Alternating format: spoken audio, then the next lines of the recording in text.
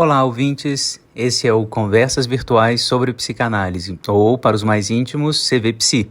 Somos um projeto de extensão vinculado ao Departamento de Psicologia da Universidade Federal de Minas Gerais, coordenado por este que vos fala, o professor Fábio Belo. Aqui, em cada episódio, lançamos um convite para uma conversa sobre psicanálise a partir de um tema.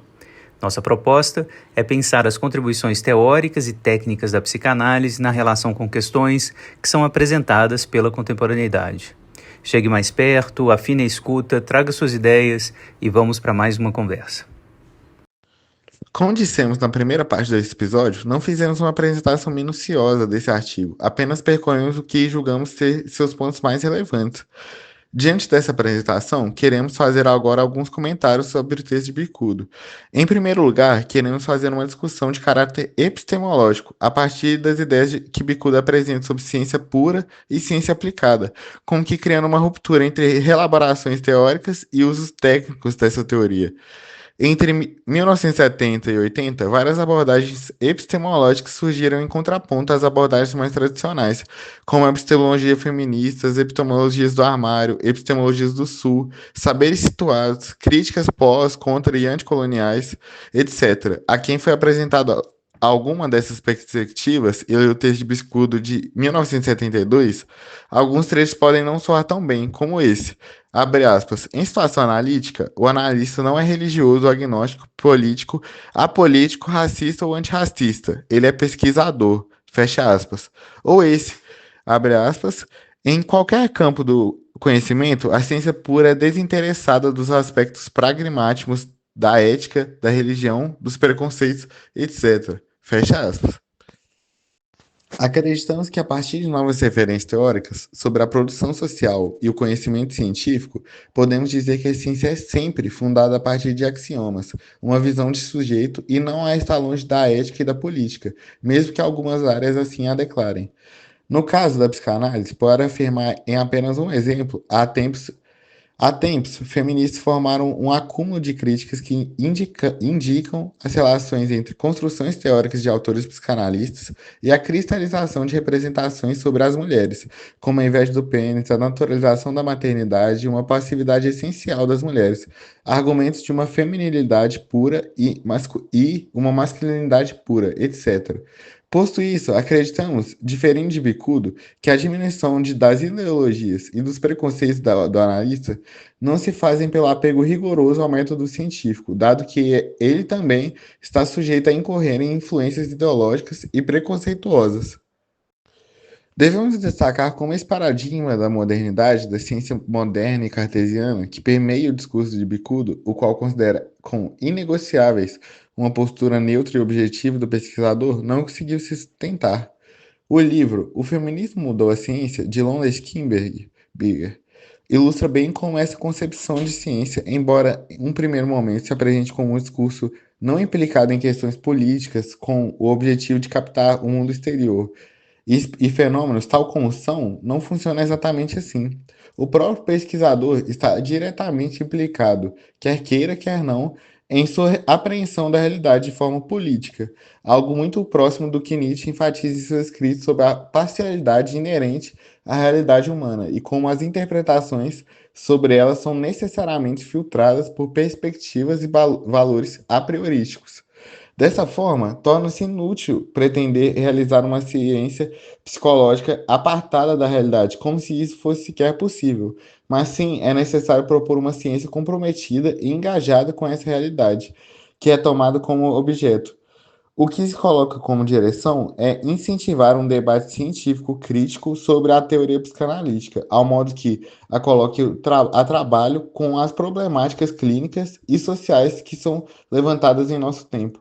Além do mais, segundo o que Bicudo apresentou em seu texto, ao considerarmos o tripé formativo, conseguimos vislumbrar a análise do analista e a supervisão com pares como ótimos instrumentos para dizer sobre os modos de implicação do analista em sua própria prática. Mais um ponto que Bicudo levanta e que permanece uma questão extremamente contemporânea é o da ideologia. Esse conceito, que ganhou muita força especialmente com os escritos marxianos, se define como um conjunto de ideias e crenças que mascaram uma realidade que opera por detrás dessas concepções.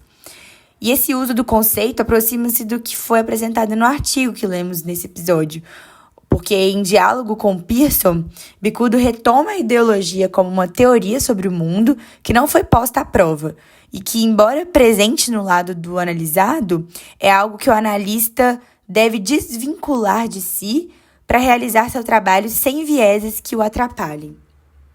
O filósofo e psicanalista esloveno Slavoj Žižek, me perdoem aqui, né, porque eu não falo esloveno, também refletiu sobre esse conceito de ideologia e pode nos ajudar a entrar em diálogo com o texto da Bicudo, por contraposição, mantendo em movimento esse debate aqui, né? Porque no seu livro, possivelmente sua mais importante obra, Eles Não Sabem o que Fazem, né, é o nome da obra, o autor realiza uma densa investigação de como a ideologia participa efetivamente da nossa vida cotidiana. Ele defende a tese de que a ideologia não é nem um mascaramento da realidade e nem uma teoria não testada, como talvez se possa pensar. Muito pelo contrário, ela é um ponto crucial e inalienável na forma como cada ser humano capta a realidade.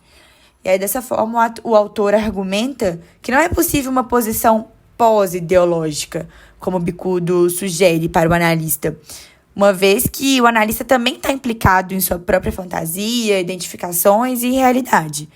A análise, portanto, não se funda num critério totalizante e de completude quase hegeliana, e a presença de uma visão ideológico-política se faz inevitável, mesmo nesse contexto.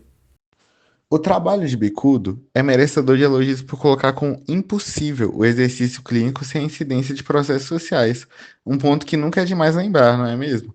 Nossas escutas e as formas com que lidamos com o sofrimento de quem nos procura estão influenciadas por questões de nosso momento histórico e social, além de nossas concepções políticas, religiosas, éticas, etc.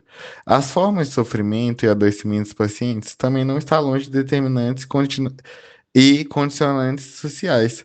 Bicudo desenvolve boa parte de sua argumentação sobre a relação entre a clínica e social, com base na presença durante o trabalho analítico de duas personalidades humanas, formadas de diferentes processos de socialização, a personalidade do analista e a personalidade do analisando. Isso lança luz sobre aspectos muito importantes, como o desafio de sustentar uma escuta psicanalítica sem correr na diminuição do outro aos modelos de vida que o analista acha melhor e mais coerente com suas predileções. Entretanto, cabe a pergunta: a única forma de que o social aparece na clínica é a partir das diferenças entre os processos de subjetivação que os dois participantes apresentam? Não seria isso uma forma de reduzir a presença do social em nosso trabalho analítico, desconsiderando como relações de poder e marcadores como raça, classe e gênero se expressam na clínica? Para favorecer essa discussão, aproximamos o texto de Virginia Bicudo com o texto da professora Fernanda Canavés, intitulado Raça, Gênero e Classe Social na Clínica Psicanalítica. Aliás, recentemente o professor Fábio Belo recebeu a professora Fernanda Canavés em um episódio do CV Psi. Fica a sugestão para escutarem. Canavés, nesse trabalho, situa a clínica psicanalítica como herdeira de valores modernos e coloniais, com a visão de um indivíduo normativo, branco, europeu, e pretensamente universal. Entretanto, a autora busca potencializar o dispositivo clínico a partir de vários críticos da modernidade e colonialidade, inclusive feministas negras como Kimberlé Crenshaw e seu conceito de interseccionalidade. Acionando esse conceito, se torna possível considerar os marcadores de raça, gênero e classe social em suas conexões, operando na prática clínica para revisitar seu solo teórico clínico no imperativo ético de reinvenção de seus postulados à luz das demandas de seu tempo, como Canavés destaca, abre aspas. Pelo menos duas questões urgem para uma clínica que se propõe atenta e forte às categorias de classe social, gênero e raça. São elas a problemática do silenciamento que a clínica pode reforçar na contramão de seu propósito como prática política e a exigência de não cristalizar subjetividades produzidas por esse desmentido social, as identidades subalternizadas. Fecha aspas. Com base na citação anterior, buscar uma prática clínica, situada a partir do reconhecimento de marcadores sociais da diferença, possibilita estar sensível para não incorrer em ações de silenciamento que geralmente pessoas subalternizadas são colocadas. Os desmentidos sociais, ações que se colocam ao avesso do reconhecimento, podem ser interrompidos na clínica, com o objetivo de fugir de cristalizações que estagnam os modos de subjetivação a posições mais assujeitadas. Vale a pena retornar também o ponto destacado por Bicudo, no qual se distingue duas psicanálises. A primeira seria uma psicanálise pura, centrada na investigação do inconsciente pelo pesquisador, enquanto a segunda seria a psicanálise aplicada, que buscaria tornar os conhecimentos adquiridos pela psicanálise utilizáveis em níveis interdisciplinares e socioculturais. Cabe agora questionar se essa divisão é, ou ao menos já foi, sustentável na rica história da psicanálise, desde seu nascimento até seu desenvolvimento posterior. Desde a clínica freudiana, não seria possível separar o desenvolvimento da ciência psicanalítica da elaboração de suas teorias, explicações e modelos, ou mesmo da maneira de transmissão e recepção do método psicanalítico e do contexto que a envolvia. Um dos casos mais notáveis disso seria o período em que Freud passou a atender soldados recém-tornados das cenas horríveis da Primeira Guerra Mundial, experiência clínica que transformou radicalmente o que se tinha consolidado na teoria analítica. Isso demonstrou que a aplicação e a pesquisa não se distinguem de forma rígida, mas se mesclam em uma zona cinzenta. Os pós-freudianos mantiveram esse espírito, consolidando a psicanálise como uma ciência profundamente interdisciplinar, buscando interagir com teorias modernas e contemporâneas em vez de se retrair e se enrijecer em ortodoxias. A psicanálise dialogou com diversas áreas, como a antropologia, a linguística, a cibernética, a análise do discurso, a filosofia, entre outras. Isso nos leva a refletir como a divisão proposta por Bicudo talvez já não se encaixe mais, indo de encontro ao movimento dinâmico e ao diálogo ativo que a psicanálise sempre manteve com o que lhe é externo. A professora Andréa Guerra, da UFMG, nos oferece um exemplo de como questões raciais comparecem na clínica no seu livro chamado Sujeito Suposto Suspeito, a transferência psicanalítica no sul global. E aí, a partir de uma série de experiências clínicas e institucionais com pessoas negras e vulnerabilizadas, ela lança bases para a gente pensar a transferência para além do lugar do analista como causa do desejo ou como lugar suposto saber, mas como suposto suspeito. O que ela argumenta quando diz sobre suas experiências com jovens negros, sendo ela uma pessoa branca, e aqui reconstruímos sua elaboração parcialmente e rapidamente, é como a transferência passa um reconhecimento da materialidade de seu corpo e os signos que dizem sobre o seu pertencimento. Assim, ela coloca questões estruturais e históricas na relação clínica, por meio de questionamentos se aquele corpo branco de uma outra classe social pode realmente acompanhar quem o procura para ser escutado. E ainda mais, essas suspeitas vindas do outro lado ao analista o convida a colocar sob suspeita também a sua clínica e as possibilidades que ela põe em jogo.